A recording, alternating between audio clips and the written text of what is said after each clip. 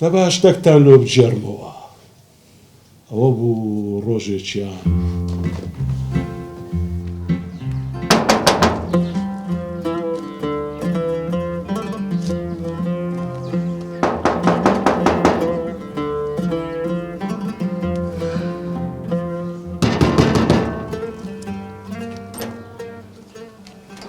سلام علیکم سپاس دەکەم ئەم بەڕێزی. دایکت لە ماڵەوەیە؟ بەڵێ.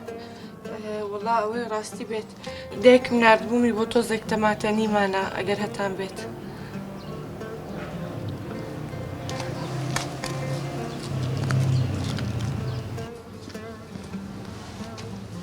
دایە بەڵێ کوڕمەوە چی بوو لە دەرکەیدا؟ ئەو مارە ئیزعاجێ دیسان لە دەرکەیاندایە. لۆ چێ هاتبوون؟ لۆ تەماتەی.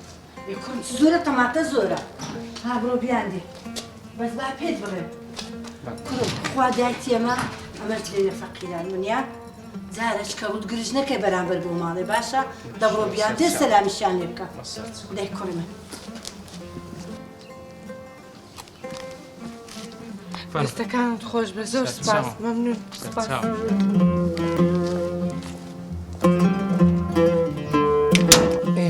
مامۆلی ڕۆژانە ئەو ماڵە دەهاتن شتیان دەکرێت.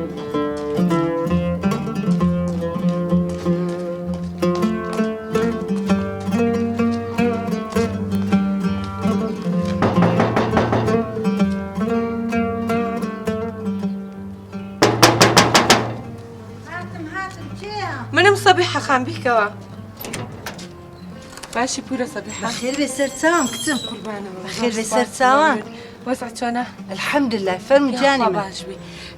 پورە سەبیحە دایکم ناردبوومی بۆ سێلکە گەرەتان بێت. وەی بە سەر چاوان ئێستا لۆ دێنە. باشی کرد. ناژوورێ؟ نا قوربانە بم درەنگمە. ئێستا دێن. باشی کرد.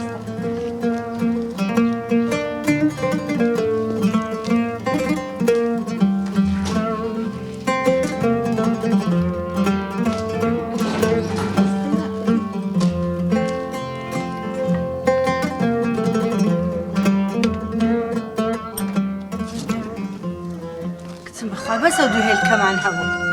کێشە نییە پورەیگیان زۆر داوای لێبوردنەکەم هەموو جاراوای ئاستەکەم بەس خۆت وەسعمانە قسانە مەکە کچ من ماڵی خۆتانە پێویستان بە هەر چ بوو لە خزمەتدا. زۆر سپاس قوربان سەلام لە داکت بکە جانی من. لەبیر نەکەی هات پێویستان بە چ بوو وەرە. باشە پورەی جانەکەمی چاوەکەم خواد لەگەڵ حیاتی بەخێر.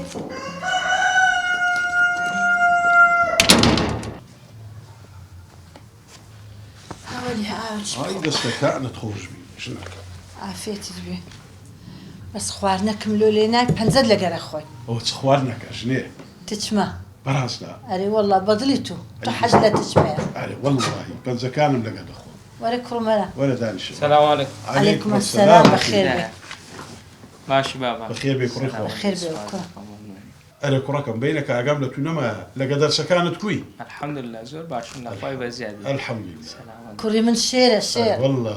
ئەرێ بابا شتێکتان پێ برێم ئیزعاج نابن. نا کوڕی خۆ کوڕم بڵێ. ئەرێ ئەو مارە ئیزعاجیان کردین هەموو دەمێ ئەو جیرانەمان لۆ هەموو شتێکی دێنەکە نەما لۆ تەماتەی خیاری بیبەری ناکە شتەکەت گۆربی لە دڵیان گران بی ئێستا دیار نینە. کوڕی خۆم جارێککە بۆوان نەرێ ئیزعاج ژنەکە الحەمدلله خوددا زۆری دایە هەر چیاویست بە زیادەوە بیان دەنێ. باشە کوڕی خۆم. ماوە کە ئەو ماڵە دیار نینە ناکە شتەکەت گۆربی لە دڵیان گران بیتن. هیچم نەگوتیان. دەهەستە شتەکەت پێ بڵێم بڕۆ ئەو ماڵەی هەندێک خوێم لۆ بینە. خێ دانیشە کوڕم دانیشە ژنێ خێ چ قیمەتی هەیە ئێستا دەینێرم پارێ دەدەم لۆ دوکانەی خێ بکڕێ بەسە کوڕم. نا ئەو ناردنی ئەو خوێی مەبەستی خۆم هەیە. چ مەبەستەکەت هەیە تێناگەم ژنێ. با ئەو بچی خوێیەکەم لۆ بینی تێتەگەینم هەستا کوڕم دەبڕ خێری بینەرێ بڵێن دە خوێ مام دەنێ.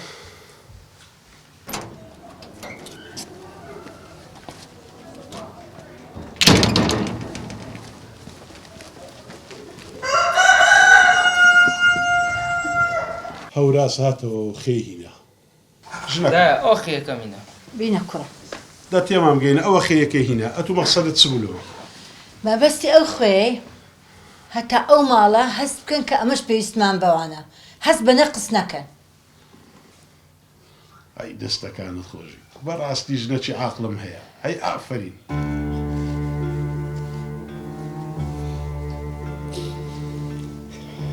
کوڕم